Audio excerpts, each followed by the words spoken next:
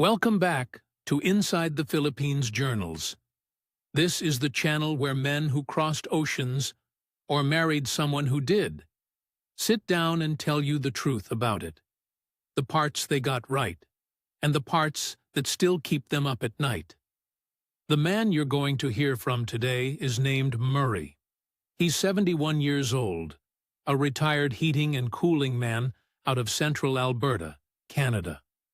40 years of crawling through cold basements, fixing furnaces, keeping other people's houses warm through winters most of you couldn't imagine.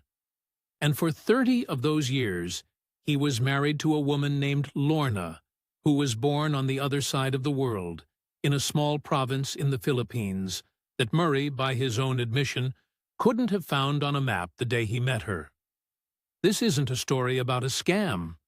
There's no con here, no villain, nobody after his money. It's something quieter than that, and, in some ways, harder to hear. It's about one thing his wife asked him for, over and over, across the back half of their life together. And it's about how long it took him to understand what she was really asking. If you're watching this, do me a favor. Tell us in the comments where you're watching from, and if you've got someone in your life who gave up their whole world to be in yours, maybe go tell them you noticed. Hit like, subscribe. It helps these stories find the people who need them. Here's his story. In his own words, I met her because of a furnace. People always want a romantic story, and I never have one. Not really. It was February 1994, and it was cold, the way it only gets cold in Alberta. That dry cold that makes the snow squeak under your boots and turns the inside of your nose to sandpaper. Minus 31 that morning, I remember, because the block heaters were the only thing keeping half the trucks in Red Deer alive. I was 39, going on 40, and I ran service calls for a company off Gates Avenue. Call came in from a big house out in the West End. Old couple, the Hendersons, furnace conked out overnight, and they had a full house of grandkids coming. I get there, and the woman who answers the door isn't Mrs. Henderson. She's small, dark hair pulled back, wearing 2 sweaters and a pair of the old man's wool socks, and she's got this look on her face like the cold is a personal insult she's decided to be polite about. That was Lorna. She was their caregiver. Lived in, looked after Mrs. Henderson, who was getting on and getting foggy. She followed me down to the basement. Most people don't. Most people are glad to have an excuse to stay upstairs where it's warm. But she came down and stood there with her arms crossed, watching me pull the burner apart. And after a while she says, real quiet, "In my place, we don't have this. The cold. We don't have furnaces." And I said something dumb like, "Yeah, bet that's nice." And she laughed, this short little laugh, and said, "You have no idea. You have no idea." I think about that line more than any other thing she ever said to me. And she said a lot of things over 30 years, because she was right. I had no idea. I didn't have the first clue. She'd come over on the caregiver program, the one they had back then, where a Filipina could come work looking after somebody's parents or somebody's kids, live in their house, and after a couple years, maybe get to stay. She was one of 7 from a little place I'd never heard of called Biliran, an island, small, out in the middle of the country, palm trees and rice and the sea on every side. She was 32. She'd left a mother, a father, 5 brothers and sisters, more nieces and nephews than she could count, and about 340 days of sunshine a year, to come stand in a Red Deer basement in February, watching a stranger fix a furnace. I fixed it. I should have just left. Instead, I found reasons to come back. The Hendersons' furnace got more attention that winter than any furnace in the history of central Alberta.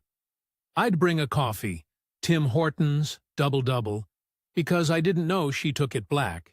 She never told me. Drank the sweet one anyway for about a year before I found out, because she didn't want to be trouble. That was Lorna, right there, in the first month. She didn't want to be trouble. It went on like that through the back half of that winter. I'd find a reason. A part 1 wanted to double-check. A filter I said I'd replaced, but hadn't quite. A just in the neighborhood that fooled nobody, least of all Mrs. Henderson, who by then wasn't foggy enough to miss what was going on under her own roof. Lorna would make me sit in the kitchen, and she'd feed me. Always feeding me. Fried rice with an egg on it, this garlicky stuff she called sinangag. Or she'd have a pot of something going that smelled like nothing I'd grown up with, sour and rich, and she'd watch my face the first time I tried it, half worried I'd hate it. Sinigang, that one was. Tamarind, she said, like I knew what that was. I ate 2 bowls. She was so pleased, she about glowed. First real date I ever took her on, I took her to the Bower Ponds to go skating, because I am, apparently, an idiot. Woman from a tropical island, 32 years old, never had a pair of skates on her feet in her life, and I take her out on the ice in February. She went down about 9 times, laughed every single time, sat there on the ice in a borrowed toque, laughing up at me with her cheeks gone red, and I remember thinking, standing there in the cold, that I would do just about anything to keep hearing that sound. I helped her up, and she held my arm the rest of the way round, and neither of us said much, and it was the best night I'd had in about a decade. I proposed about 8 months in. No ring at first, couldn't afford a good one, got her a little thing from the people's jewelers in the mall, and told her I'd upgrade it when I could, which I did on our 10th. I didn't get down on a knee or make a speech. That's not me. We were doing dishes. I just said, out of the blue, I think we should get married, hey. And she went still with a plate in her hand, and she looked at me for a long time. And then she said, you know, if I marry you, I am very far from my mother. Not yes, not no. That. And I, God help me, 39 years old and thick as a post.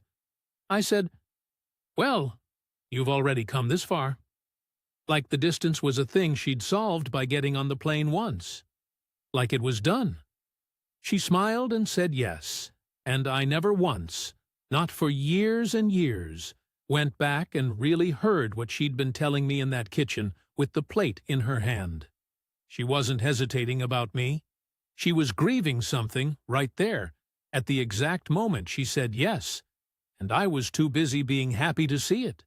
I wasn't much of a catch, I'll be honest with you. Quiet fella. My idea of a big night was a Flames game and a bag of ketchup chips.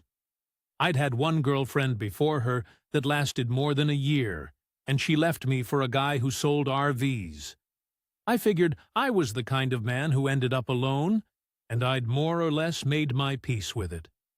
And then here's this woman from the far side of the planet, warm as anything, laughing at my terrible jokes in a freezing house, and I couldn't figure out for the life of me what she saw in me. I don't think I ever did figure it out. 30 years, and I never quite believed my luck. We got married in the fall of '95. Little service, justice of the peace in Red Deer.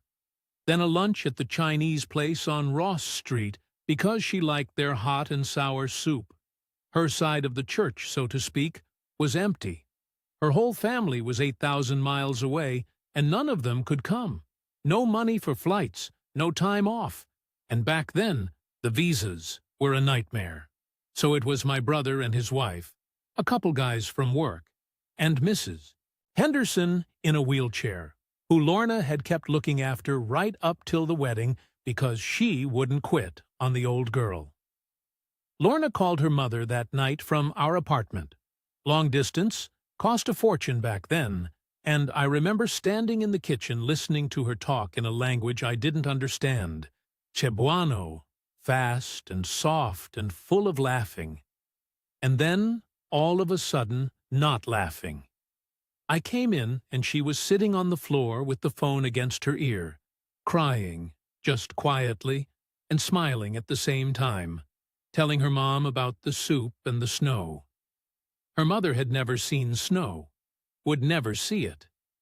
Lorna was describing it to her, cupping her hand like she was holding some in it. And I stood there in the doorway of our little apartment, a married man, happier than I'd ever been in my life.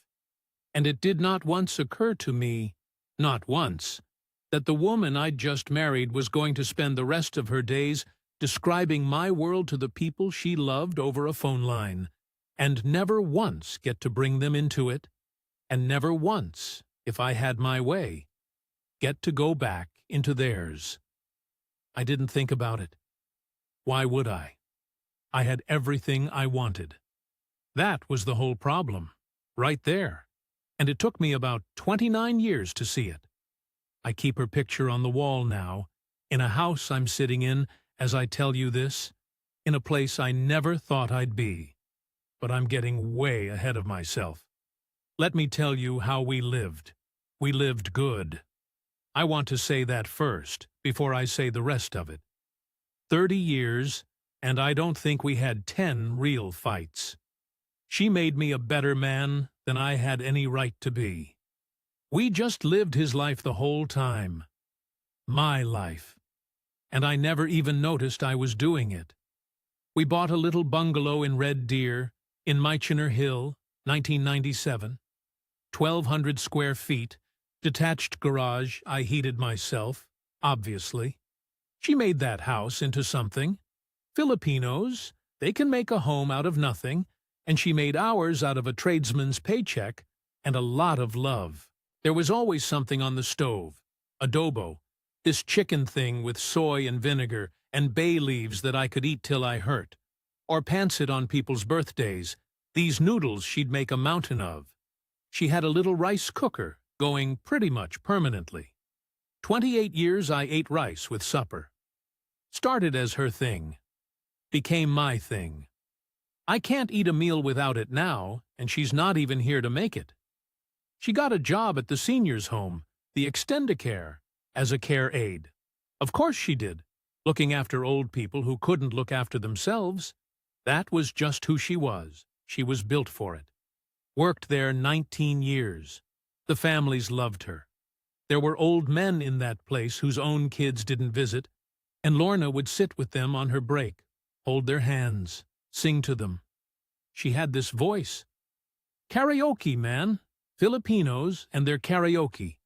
She had a machine set up in the basement, and on a Saturday she'd have it going, singing Carpenter's songs, Whitney, that one, I Will Always Love You, hitting notes I didn't know a person could hit, and I'd be up in the garage pretending I couldn't hear it and grinning like an idiot. There was one old fella there, Bill Ostrander, a rancher from out by Innisfail, meaner than a badger by the time his mind started going, and the day staff were half scared of him. Lorna he adored. She was the only one could get him to eat, to take his pills, to settle at night. When he passed, his family drove all the way out to our house to bring her flowers, and the daughter stood on our step crying, telling Lorna she was the only one who made her dad's last 2 years bearable. Lorna cried too. Then she came inside and made supper, and never made a thing of it. She carried other people's dying for 19 years, a stranger's dying, over and over. And she did it with more grace than I could have mustered for my own blood. I didn't think then about what it might cost a person to do that, so far from her own family, with nobody carrying hers. We found the Filipino community, or she did. There's more of them in central Alberta than you'd think. Care aides and nurses and meat plant workers. A whole quiet population keeping the province running.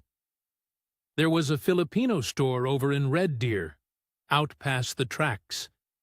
This little place that smelled of dried fish and floor wax, where she'd buy the things she couldn't get at the co-op. The banana ketchup, the little dried anchovies, the special noodles for the pancit. On Sundays, there was Mass, and after, sometimes a potluck in a church hall, 30 or 40 of them, food covering every table, kids everywhere, the older women in a corner talking Tagalog, and Cebuano, and Ilocano all at once, laughing. She loved those Sundays, but I clued in, eventually, way too late, that she'd come home from them a little sadder than she went. Because it was a taste of home, and a taste isn't a meal. It reminded her of everything the church hall in Red Deer wasn't. It wasn't the island. It wasn't her mother's kitchen.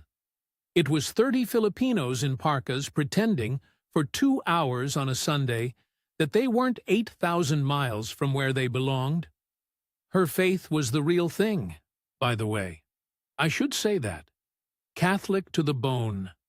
Santo Niño on the shelf, the little Christ child in the red robe, palm crosses behind the picture frames, the rosary she'd say some nights when she thought I was asleep. She never pushed it on me, and I never took it up. And she never once made me feel small about that. But I watched it hold her up through things that would have flattened me. God's plan, she'd say, about the baby, about her father, about the cold, about all of it. I used to think it was just a thing people said. I don't think that anymore. I think it was the rope she held while I was busy admiring the view. Every month, without fail, money went home. Not a lot. We didn't have a lot. 15,000 pesos most months, which back then was around 360 of our dollars. More when somebody was sick, or a roof needed fixing, or a nephew was starting school. School fees, hospital bills, a new pump for the rice field, her brother's tricycle when the old one packed it in. Utang na loob, they call it. This debt you carry for the people who raised you, and she carried it her whole life, faithfully, quietly, never once asking me if it was okay. And here's the thing I want to be clear about. I never minded. Not $1 of it. That was her family. It was the least we could do, sitting warm in Canada while they were making do on an island. I'd tell any man listening. That part one got right. You support her people. You just do. Twice a year, the balikbayan box. This giant cardboard box she'd fill for months. Corned beef, spam, chocolate, soap, shoes she'd found on sale, vitamins, second-hand clothes, a toy for every kid by name. She knew every kid by name and age, even though she'd met about half of them only in photographs. She'd tape that thing up like she was sending her own heart across the ocean, and I guess she was. It cost more to ship than what was in it, half the time. Didn't matter. That box was her saying, I'm still here, I'm still yours, I didn't forget you. We tried to have our own. Kids. I should say that. Early on, 98, she got pregnant, and we lost it, about 4 months in. She was already picking out names. She had a name for a girl, a Filipina name, her grandmother's, and a name for a boy that was going to be after my father. And she'd told her mother over the phone, and they'd been planning across the ocean the way those women plan everything together. And then one night in the spring, there was blood, and a drive to the Red Deer Hospital in the dark, and a young doctor with tired eyes telling us there was no heartbeat anymore. She never really talked about it after, and neither did I, because that's how I was raised. You don't go poking at a wound. That was the wrong way. I know that now. I'd get home from work in those weeks, and she'd be sitting at the kitchen table in the dark, not crying, just sitting, and I'd turn the light on and say something about supper, and she'd get up and start cooking. I let her get up and start cooking. I should have turned the light off and sat down next to her in the dark, and just stayed there. That's all she needed. That's all anybody needs. I didn't know how to do it. And I told myself she was strong. She was handling it. Look at her, up and cooking. She wasn't handling it.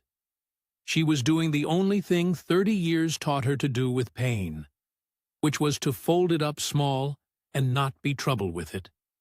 It never happened again for us, and we never found out exactly why, and we just folded that grief up together and put it somewhere and went on. But I know now that it made her family, her real family back home, mean even more to her. Those nieces and nephews. They were the kids she got to love from a distance because the ones up close never came. Every balikbayan box, every school fee, every video call where she cooed at some new baby on the far side of the world. That was her being a mother, the only way life let her be one. And I had the nerve later to act like flying her home to those kids was too big an ask. She was homesick from the first winter. I know that now. Back then, I thought she just didn't like the cold. And who does? She'd stand at the kitchen window when it was -25, and the ice fog was hanging over the whole city. And she'd get this look, far away. And I'd say, "Cold enough for you?" Like a goof. And she'd smile and say, "I'm okay. I'm okay." She said that so many times over 30 years that I stopped hearing it as anything other than the truth. I'm okay. I took it at face value every single time because it was easier for me. Because if she was okay, then I didn't have to do anything, didn't have to change anything, didn't have to be uncomfortable. God forgive me. I liked my life the way it was. We went back to the Philippines exactly once. I want to tell you about that trip because I understand it now, and I didn't then.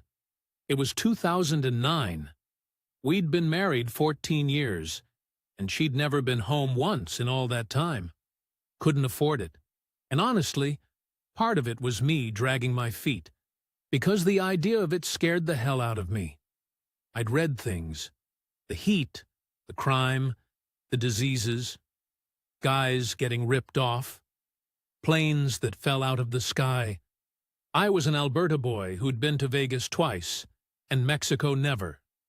The Philippines might as well have been the moon. But her father was getting old, and she asked and asked, gentle as always, and I finally said, okay. And we spent about $6,000. We didn't really have on flights and went for 3 weeks. I have never in my life seen a person light up the way Lorna lit up when we came down those airplane stairs in Tacloban into that wall of heat. She was crying before we hit the tarmac. And then the drive out to Biliran, hours of it. Jeepneys painted every color you can think of, the tricycles buzzing around like wasps, roadside stands selling barbecue on sticks and green mangoes with salt, the sea flashing between the palm trees, and then her village, her barangay, right on the water near a town called Naval. And I swear to you, half the island came out. Her mother, tiny, holding Lorna's face in both hands and just wailing, happy wailing.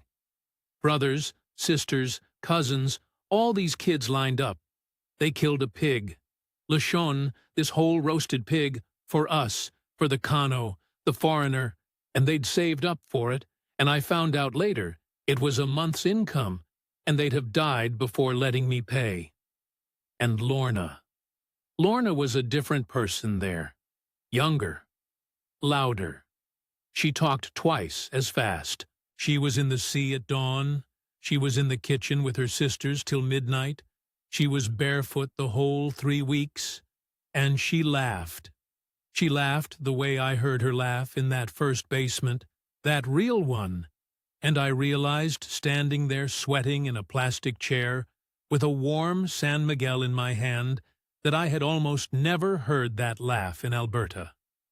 14 years of marriage, and I'd been getting the polite version of my wife. This was the real one. There's 100 little things from those 3 weeks I turn over now like stones. Her taking me out in a little outrigger boat, a banca, at first light, her brother rowing, the water so clear you could count the fish, and Lorna pointing out the reef where she'd learned to swim as a girl, before I was even a thought in the world. The fiesta they had while we were there, the patron saint's day, the whole town in the streets, a brass band that couldn't play 3 notes in tune, and it was the best music I ever heard because she was dancing to it. Her niece, a little slip of a girl called Divine, maybe 7 then, who attached herself to Lorna's leg the first day and never let go. And Lorna braiding that kid's hair on the porch every single morning, humming, the 2 of them in their own world.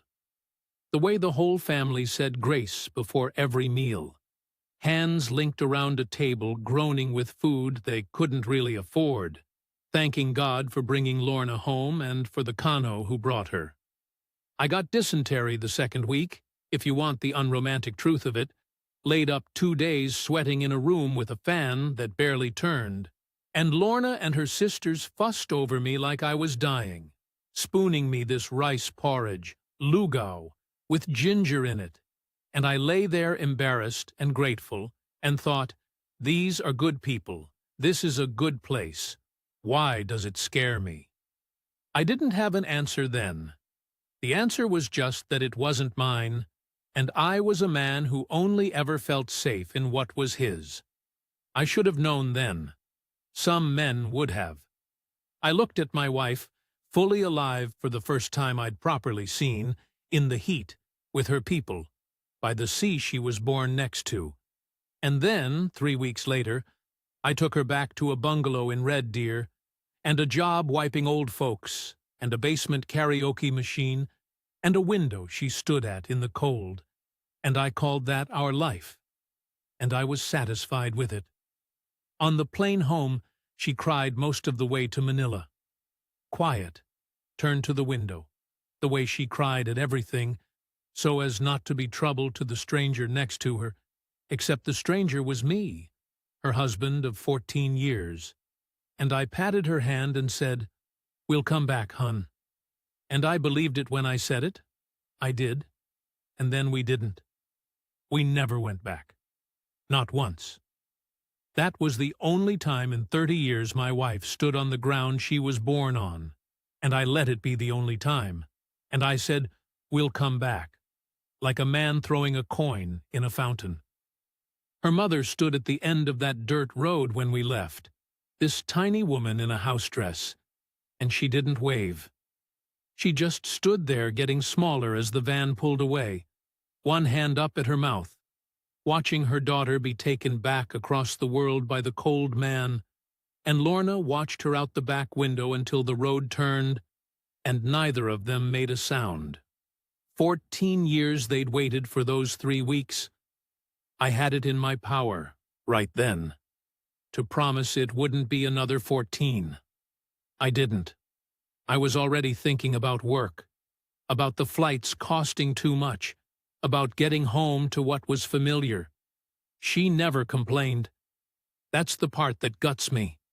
She came home and she made the rice and she filled the next balikbayan box and she said, "I'm okay." And I believed her, because I wanted to, because believing her cost me nothing. The years just went. That's the thing nobody tells you about a good marriage. It's so comfortable it goes by like water. 2009 became 2015 became 2020, without me hardly noticing. I got older. My knees went from the crawling. Lorna's hair started going gray, and she'd color it in the bathroom and pretend she wasn't. We were happy. I keep saying that, and I need you to believe it. Because what comes next only means anything if you understand we were happy. Her father died in 2016. She got the call at 5 in the morning, our time, and she couldn't go. We didn't have the money to drop everything and fly across the world on no notice, and by the time we could have scraped it together, the funeral would be long over. Over there they bury you fast, in the heat. So, my wife grieved her own father in a Red Deer basement over a laptop, watching the wake on a video call, seeing them slide his coffin into the crypt through a phone screen while her sisters held it up so she could see. She sang at his funeral over that call, sang a hymn into a laptop at 5 in the morning while I stood in the doorway not knowing what to do with my hands. That should have been the moment. If I was a smarter man or a braver one, that would have been the moment I said, "Lorna, that's enough. We're going. Whatever it takes." She'd given 8,000 miles and 21 years, and now her father was in the ground, and she never got to hold his hand goodbye. What more was I going to make her pay? But I didn't say it. I made her tea, and I told her I was sorry, and I went to work the next day because the Kowalski's heat pump was down. And life, you know, life. Life just keeps needing the furnace fixed. For weeks after, she wore her father's watch, this cheap old thing with a cracked face that one of her brothers had mailed over to her because she couldn't be there to be given anything else of his. She'd touch it during the day without knowing she was doing it. And one night, I found her in the basement with the karaoke on, but the sound off, just holding the microphone, not singing, sitting in the dark, and I stood at the top of the stairs, and I didn't go down. I want you to hear that. My wife was sitting alone in the dark, grieving her father she never got to bury, and I stood at the top of the stairs and decided she probably wanted to be alone, which was the lie I told myself every time going down there would have cost me something. I went to bed. I actually went to bed. I have to live with the picture of her down there in the dark while I pulled the covers up in the warm. That was 2016. She was 61. And if you're keeping track, that's the year the asking really should have turned into the going. And I had 8 more years of runway to make it right. And I want you to watch what I did with them. I retired in 2020, 66 years old, 40 years in the trade, my back and my knees telling me it was time. And that's when it started, the asking. Or no, that's when I finally started hearing the asking, because I think now she'd been asking in little ways for years, and I'd been so good at not hearing it. It started gentle, the way everything with Lorna was gentle. We'd be having supper, and she'd say, out of nowhere, "You know, in Biliran, a house doesn't cost so much." Or she'd be on the video call with her sisters, laughing, and after she'd hang up and get real quiet and say, "My sister has a little sari-sari store now, by the beach," just leaving it there. A little stone dropped in the water to see what I'd do. What I did was nothing. I'd say, "Oh yeah," and change the channel. Then it got more direct, because I wasn't hearing the gentle version. She started saying it plain. "Murray, I want to go home. Not for a visit. Home. To stay. To live out our years where it's warm, where her family was, where she could die." She said that word to me. Die, and I flinched from it every time. Where she could die at home instead of in the cold. She was 62, 63 by then.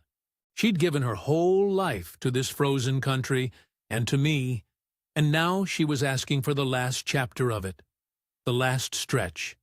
She wanted to go home. And I had every reason in the world why we couldn't. God, I had a list. What would I do there? A heating guy in a place with no heat? What am I? Useless. The medical care, I said. What if one of us gets sick? Better here. We've got the system here. The money. We had a little saved, maybe 25,000 of our dollars in the pension, and I said we couldn't afford to just uproot. It's so far, I said. It's so hot, I said, like that was her problem to solve. The house, I said. We can't just sell the house. Our life is here, I said. My life is here, is what I meant. My comfort, my Flames games and my familiar streets, and my not having to be a stranger in a strange country at 66 years old. And every single one of those reasons was real, and every single one of them was a coward's reason. And I knew it even then, somewhere down where I didn't look. We had it out properly one time. Only one time in 30 years did Lorna raise her voice to me. And it was over this. It was a Sunday. She'd come back from Mass, and she'd been talking to her sister, and her sister's husband had just built onto their place near the beach, and something in her just let go. She said, "Murray, I have given you everything, everything. I left my mother. I buried my father on a telephone. I made your food, and I kept your house, and I loved your cold country for 30 years, and I never asked you for one thing for myself. One thing. I am asking for one thing." And she was crying, angry crying, which I'd never seen, and I sat there at the table, and do you know what I said? I said, "We can't just up and leave. Be reasonable.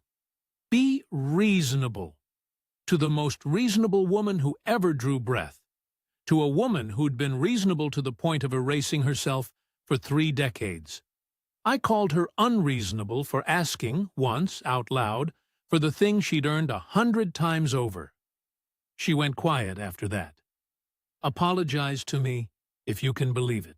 Came to me that night and said sorry for raising her voice, and I said it was okay. Big of me. And I felt like we'd sorted something out. We hadn't sorted anything out. She'd just learned, one more time, that asking got her nowhere and cost her her own peace, so she'd best go back to not asking. Next year, I'd tell her the rest of the time, let's see how the pension shakes out. Next year, hun. Next year. I said next year for 4 years. My brother even said something to me once, out in the garage, said, "You know she's not happy up here, Murray. Never has been, really. You ever think about what she'd want?" And I got short with him, told him to mind his own, because he'd said out loud the thing I was spending all my energy not hearing.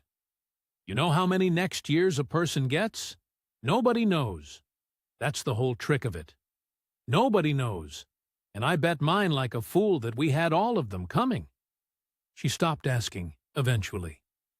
Around 22, she just stopped. And I was relieved. I actually felt relieved.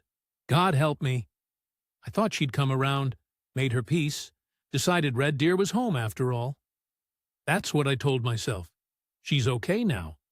She stopped bringing it up, so she must be okay. She wasn't okay. She'd stopped asking because she'd given up on me. There's a difference between contentment and surrender, and I could not tell them apart, because I didn't want to.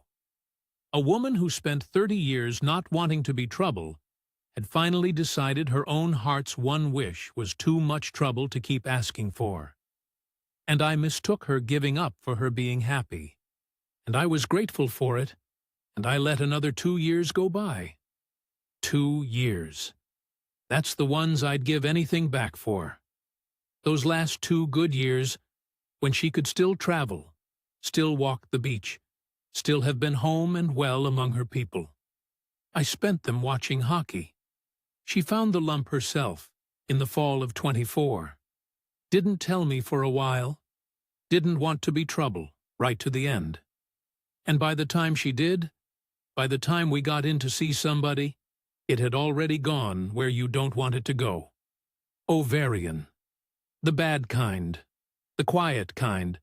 That doesn't tell you it's there until it's had a long head start.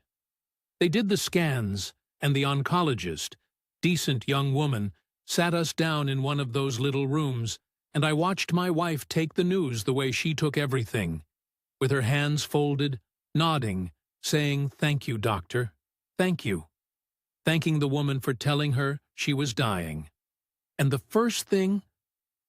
very first thing Lorna said to me, in the truck, in the parking lot, before I'd even got the key in, she looked out the window at the gray Red Deer sky, and she said, "Murray, I want to go home.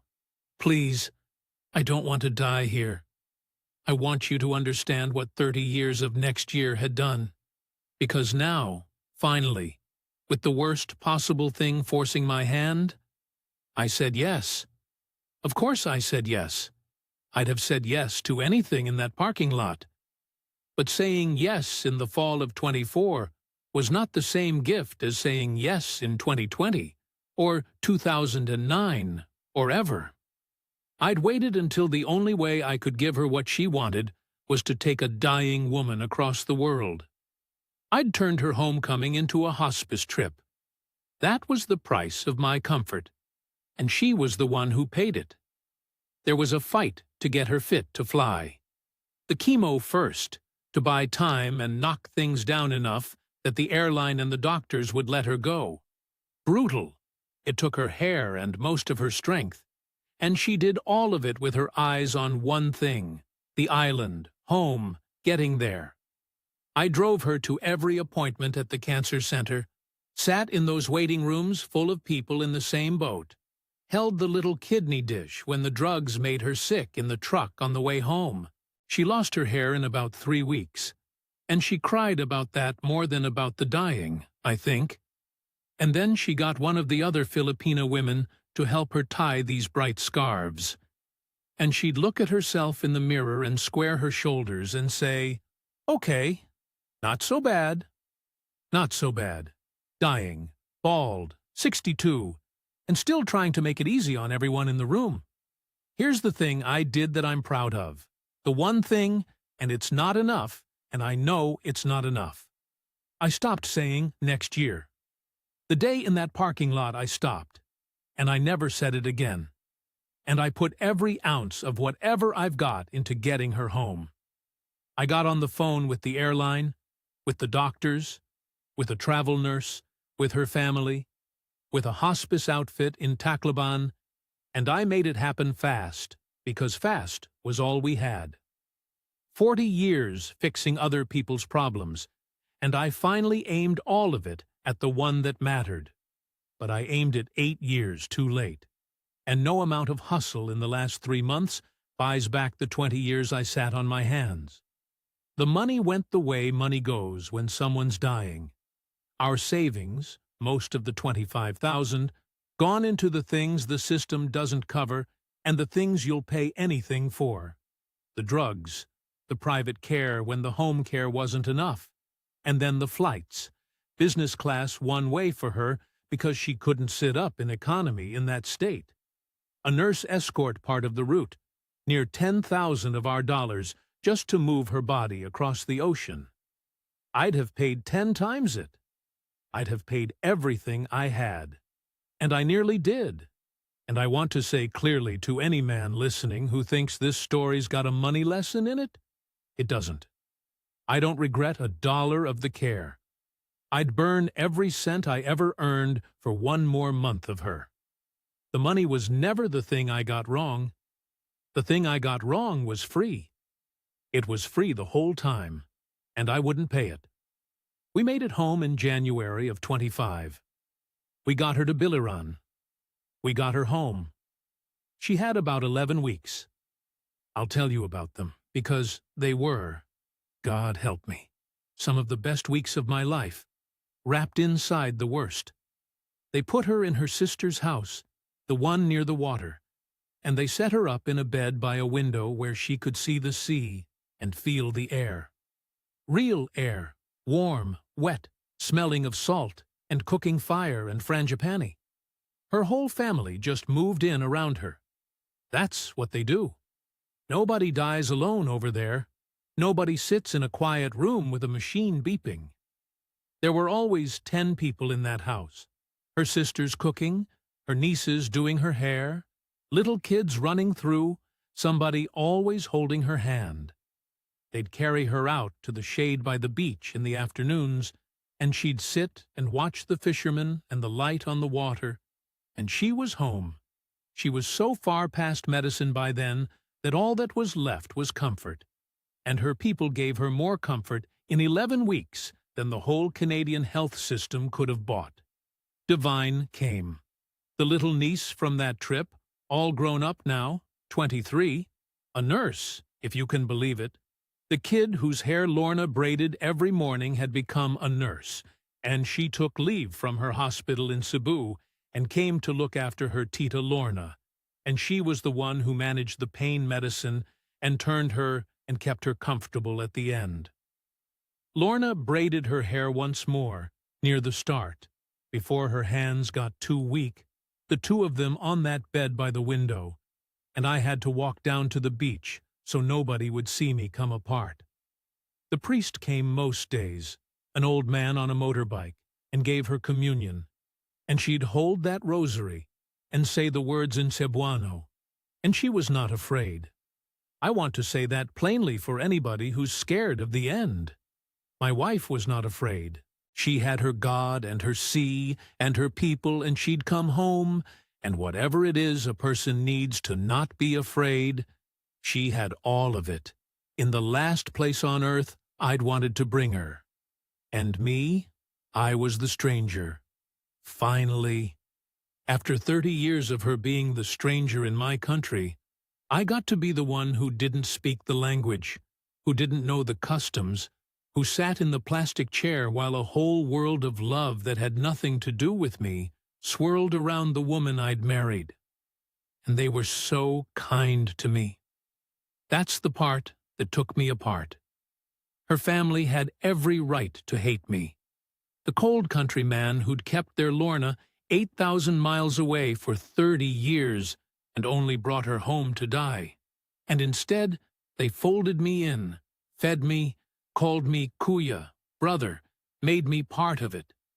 Because she'd told them all those years that I was a good man. She'd spent 30 years telling them I was a good man, and I sat in that house knowing I'd only just proved I wasn't good enough to believe her the one time it counted. She died on a Tuesday morning in April, with the window open and the sea breeze coming in, and about 14 people in the room holding on to her and on to each other. I was holding her hand. She'd been mostly gone a day or two, but that morning she opened her eyes, and she looked right at me, clear as anything, and she smiled. That real smile, the basement smile, the Biliran smile. And she said, "See, I'm home." And then, a little later, she was gone. "See, I'm home." Her last words to me were her telling me she'd finally gotten the one thing she ever really asked me for, 11 weeks before the end, 29 years too late. I fell apart. I'm not too proud to tell you. A 71-year-old man from Alberta, sitting on the floor of a bahay kubo in the Philippines, howling like a kid. And it was her family, who held me up. It was after going through her things to send some of them back to Canada that I found out the size of what I'd done. Not from a fight, not from anybody blaming me, from a shoebox and a little bank book. Her sister brought me a shoebox Lorna had kept at their mother's old house for years. Inside it were letters, years of them in Cebuano, that her sister translated for me sitting on the floor that night, both of us crying. Letters home Lorna had drafted and never sent, or sent copies of. There was one, from years back, that I'll carry to my own grave. Her sister read it out slow, and it said, "I'm getting this close to right." It said, "Don't worry about me. Murray is a good man, and he works hard, and he is kind to me. He doesn't understand yet that I am homesick, but he will. When we are old, he will bring me home. I am sure of it. He just needs time." I am sure of it. She wrote that about me, defending me to her own family, promising them on my behalf a thing I never did until it was a coffin trip. She spent years telling them to be patient with me. She had more faith in me than I ever earned, and she took it to the end. Photographs of the barangay, the beach, cut out and kept. And drawings. My wife had drawn, over and over across the years, in pencil on scrap paper, the same little house. A simple thing. Concrete, tin roof, a porch facing the sea, a little garden. Same house, drawn a dozen times over a dozen years, getting a little more detailed each time. Her dream. The little house by the water she was going to grow old in. And then the bank book. A separate little account back in the Philippines, in her name, that I never knew existed. For years, I traced it back, small deposits, month after month, going all the way back to before that trip in 2009. She'd been quietly setting aside a bit of her own. Not our money, hers. A few hundred pesos here, 1,000 there, out of what little she kept for herself, saving toward that house. By the end, she had a little over 600,000 pesos in it. About 14,000 of our dollars. A house like she wanted, out there, runs maybe $1.5 million, 1.8 million pesos. Call it 40-some thousand of our dollars. She was never going to get there on her own, saving 1,000 pesos at a time out of her lunch money. But she kept doing it for 15 years, quietly, without ever once asking me to help, without ever once making me feel the weight of it. My wife saved toward a dream she'd decided she wasn't allowed to trouble me with. She could have asked. That's what breaks me. If she'd pushed, if she'd fought me, if she'd made a scene even once. But that wasn't her, and she'd learned early that the way to love me was to not be trouble. And I let her learn it. I built a marriage where the woman who gave up everything felt like she had to save her own heart's wish in secret, out of nickels, for 15 years, and never say a word. I built that. Nobody did it to me. I did it, with 1,000 small, comfortable choices, every time I said next year, and turned up the game. So here's where I am now. I want you to see it, because it's the only thing I've got that looks like an answer. I didn't go back to Canada. I sold the bungalow in Red Deer, went for about the price of a decent truck compared to what houses cost now, but enough. And I took that money, and I took the $14,000 out of her secret little account, and I built the house. Her house. The one from the drawings. Concrete, tin roof. A porch facing the sea, a little garden, on a piece of her family's land near Novel in Biliran, on the island she begged me to bring her to for the back half of our lives. It came to around 1.7 million pesos, right about what she'd figured, all those years ago, doing the math in pencil. I live in it now. I'm sitting on that porch as I tell you this, and the sea is right there, and it's warm, and I can hear one of her nieces laughing somewhere behind the house. I live on the pension. My Canadian old age and my CPP comes to a bit under 2,000 of our dollars a month, and out here that's more than plenty. I get by fine on maybe 40,000 pesos, under $1,000, and the rest goes to her family, the way it always did, except now I hand it over in person, and I know every one of those kids by name for real, not from a photograph. I eat the rice. I've learned to make the adobo badly. Her sisters correct me, standing in my kitchen, arguing about the vinegar.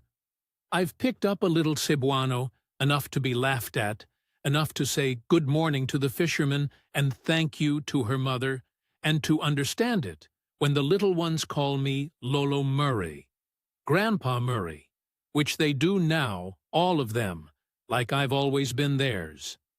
I fix things. Turns out a heating guy is still a useful fella in a place with no heat. I do the pumps, the little generators, the odd bit of wiring. Wouldn't take money for it if you paid me, which is a joke out here.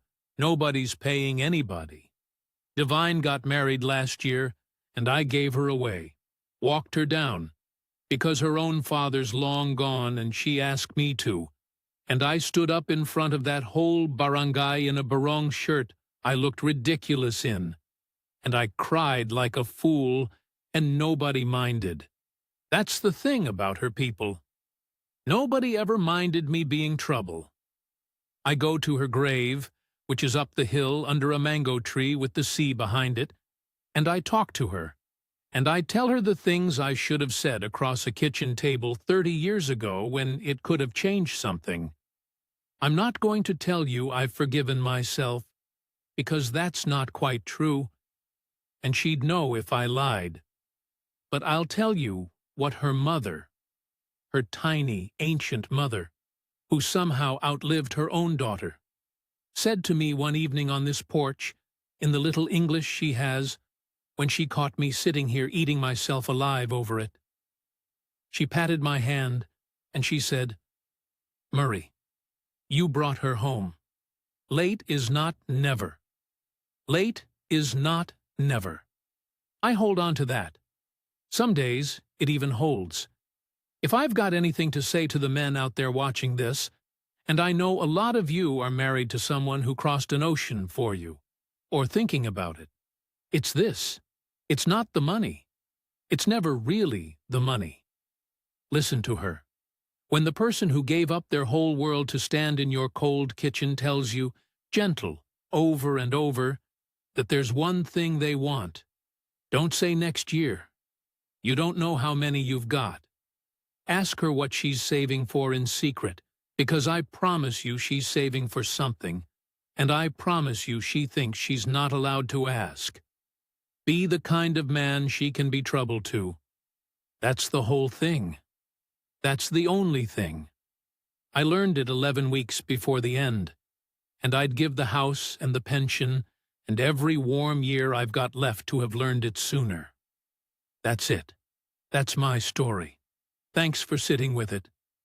That was Murray, 71, on a porch he built for a woman who asked him for it for 30 years, on an island she loved, and he came to love because she did. There's no scam in this one, no villain, nobody to warn you against. Just a good, ordinary man who confused his comfort with his life, and a woman who loved him enough to make it easy, and the terrible arithmetic of next year. If you've watched this whole way through, maybe there's someone in your life right now, asking you gentle for one thing, waiting for a next year you keep promising. Don't wait for a parking lot. Go home to them, wherever home is, while it's still a beginning and not a goodbye. Thank you for listening.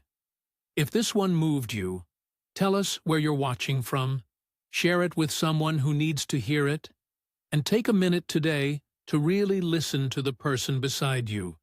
This has been Inside the Philippines Journals. We'll see you on the next one.